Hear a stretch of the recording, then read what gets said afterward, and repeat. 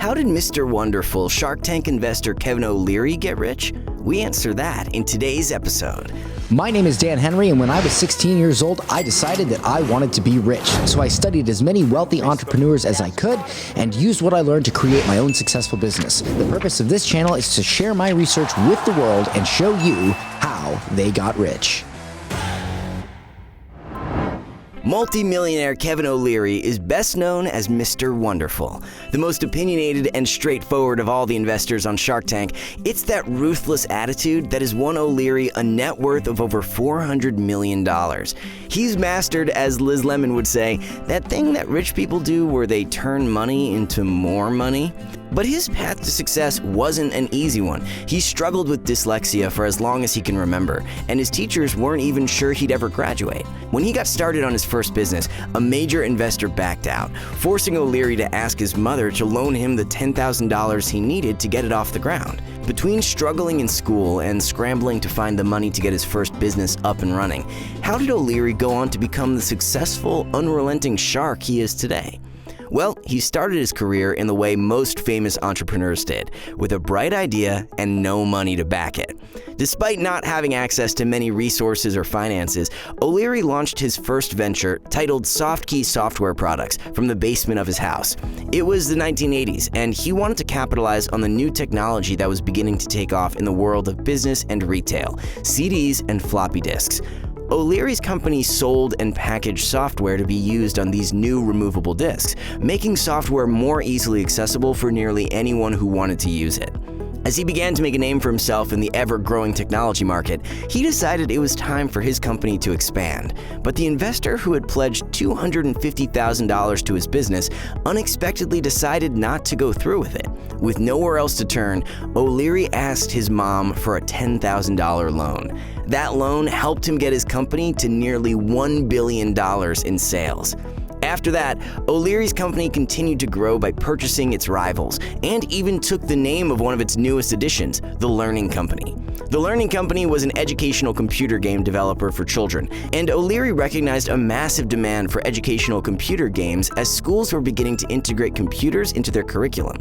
After bringing the worth of The Learning Company to new heights, he went on to sell it to toy maker Mattel for over $4.2 billion in 1999. It was this sale that put O'Leary on the map and started him toward accumulating an even larger fortune. O'Leary was soon fired with a $5 million severance package, but as far as he was concerned, that was just an excuse to move on to the next endeavor. In 2003, he made a jump away from software and educational computer games to, oddly enough, the storage facility industry. While it may seem strange, the man has an eye for good investments. He purchased a director's stake in the company, Storage Now Holdings, for $500,000. 4 years later, he sold his shares for over $4.5 million.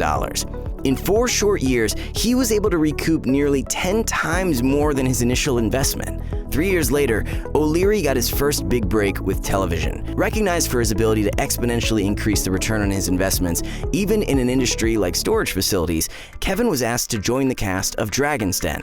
Similar to Shark Tank, Dragon's Den was a Canadian investing show. O'Leary would go on to fit in quite well, bringing a down-to-earth, brutally honest opinion to the show. He was later invited onto the panel of Shark Tank, the position he is most well known for today. Although his previous investments were extremely successful, it was his time on Shark Tank that really brought him into the public eye. O'Leary is often one of the most difficult investors to sell on the show. He can be harsh and even downright rude, but it's his tenacity, ruthlessness, along with his savvy investment skills that contestants want for their businesses. It was that brutal honesty on Shark Tank that won him the name Mr. Wonderful. He told Boston Magazine that in the first season of the show, someone was trying to sell them a publishing deal. O'Leary told the magazine, "I proposed an aggressive 51% equity position because I wanted control of the business." And Barbara Corcoran said, "Well, aren't you Mr. Wonderful?" And I said, "You know what, Barbara? I am." What began as a sarcastic jab at O'Leary's blunt personality quickly became a whole new persona and a whole new way to brand himself. He told Boston Magazine, "I show up at hotels and my reservation is under the name Mr. Wonderful. They don't even know my real name. That's just nuts." O'Leary has several more companies under his own name, including O'Leary Books, O'Leary Fine Wines, and O'Leary Ventures, which is a private equity firm designed to fund startups. He's also written a number of books throughout his career. Most of them have been very popular.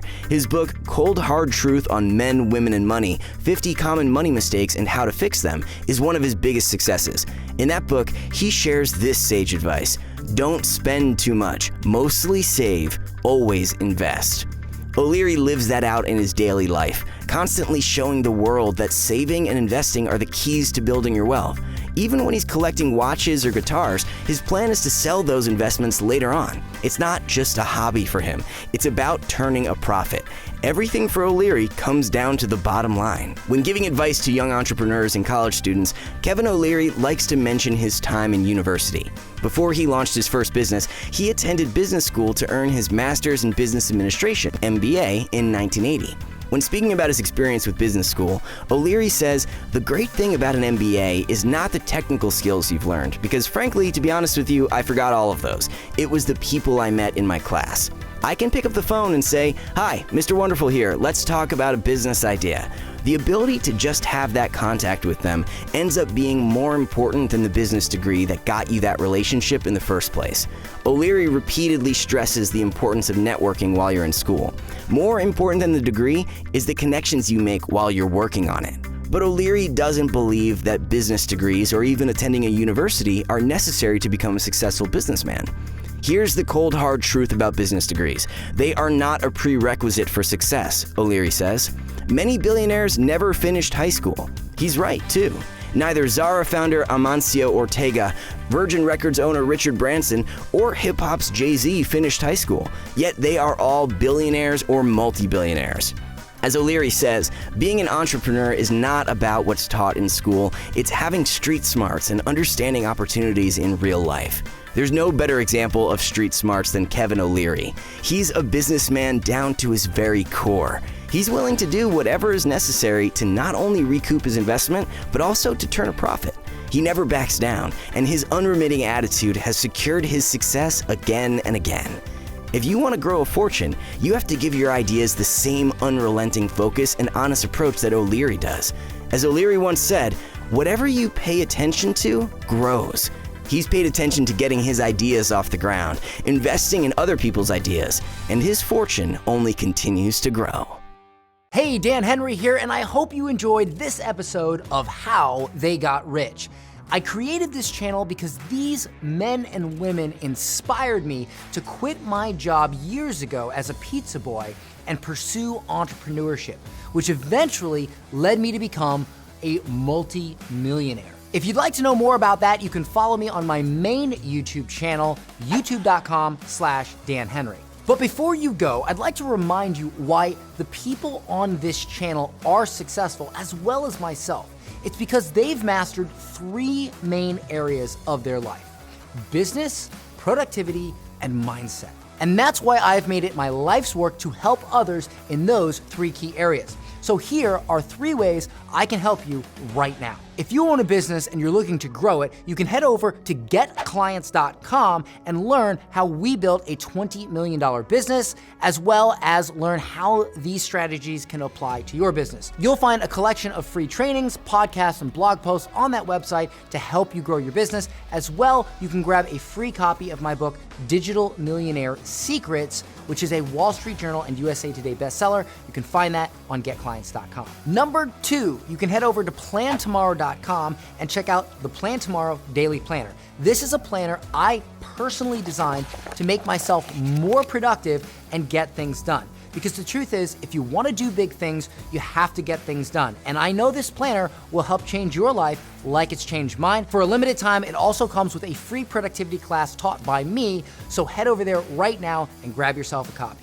And finally, number 3, if you're struggling with mindset, confidence, motivation, imposter syndrome, or you're just looking to develop a rock-solid mindset so you can achieve more in life, then I want you to head over to howtothink.com, where we have daily mindset mentoring on how to achieve anything in life by changing the way you think.